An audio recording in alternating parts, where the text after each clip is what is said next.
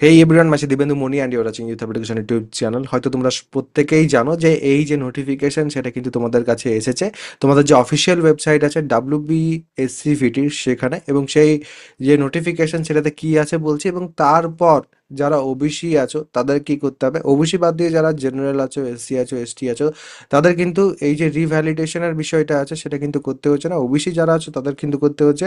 যদি কোনো বন্ধু বান্ধব আছে যারা এই ভিডিওটা কাজে লাগবে, অবশ্যই কিন্তু তার সাথে এই ভিডিওটা শেয়ার করে নেবে।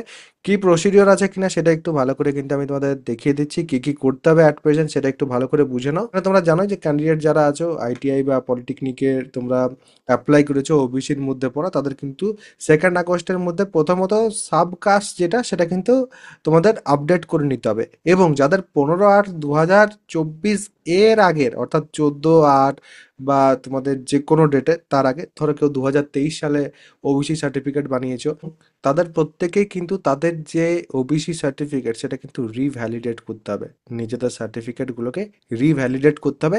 যদি সেই সার্টিফিকেটটা 15/8/2025-এ দাঁড়িয়ে তার যদি বয়স দাঁড়ায় 1 বছর সার্টিফিকেটটার বয়স, তাহলে সেক্ষেত্রে সেই সার্টিফিকেটটাকে রিভ্যালিডেট করতে হবে। যারা রিসেন্টলি করিয়েছো তাদের জন্য কিন্তু কোনো সমস্যা নেই। কিভাবে করবে, দুটো জিনিস কিন্তু অ্যাট প্রেজেন্ট উঠে আসছে, একটু ভালো করে কিন্তু বুঝে নাও। প্রথমত, তোমাদের যে গভর্নমেন্ট ওয়েবসাইট আছে, কাস্ট সার্টিফিকেট wb.gov.in, এই যে ওয়েবসাইটটা, সেই ওয়েবসাইটে যদি তোমরা যাও তাহলে সেক্ষেত্রে সেখানে কিন্তু ওবিসি সেকশন আছে। এখানে অ্যাপ্লাই ফর ওবিসিতে তোমরা যেতে পারো।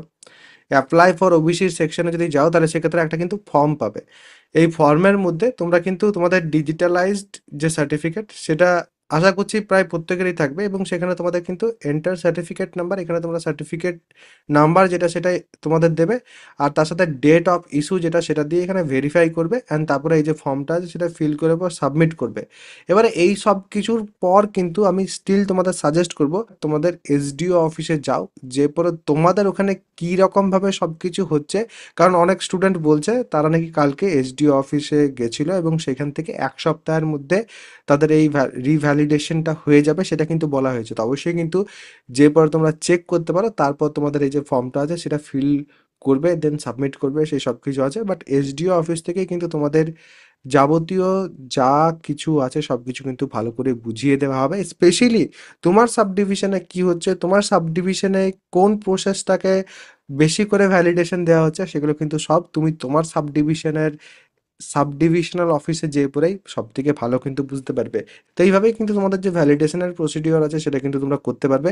একটু অবশ্যই তোমাদের ছুটোছুটির বিষয় আছে, একটু আধটু তোমাদের যেতে হবে, কিছু কিন্তু করার নেই। তো অবশ্যই একটু ট্রাই করো, কারণ একটু মুশকিল সময় চলছে, স্পেশালি ওবিসি স্টুডেন্ট যারা আছে তাদের ক্ষেত্রে। এটাই ছিল আপাতত তোমাদের ভিডিও এবং এটাই তোমাদের আপডেট ছিল।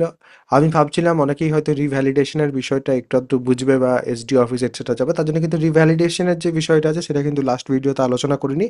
এবং প্রচুর যেহেতু প্রশ্ন পাচ্ছিলাম তাই কিন্তু তাড়াতাড়ির মধ্যে ভিডিওটা তোমাদের জন্য আনার চেষ্টা করলাম। তো এরপরও যদি কারোর কোনো রকম প্রশ্ন থাকে, অবভিয়াসলি প্রশ্ন থাকবেই, কমেন্ট সেকশনে অবশ্যই কিন্তু জানাতে পারো সেই প্রশ্ন। এবং যদি পসিবল হয় আমি অবশ্যই কিন্তু সেই প্রশ্ন সলিউশন করার চেষ্টা করব। সবাই ভালো থাকবে, সুস্থ থাকবে এবং আমার সাথে থাকবে।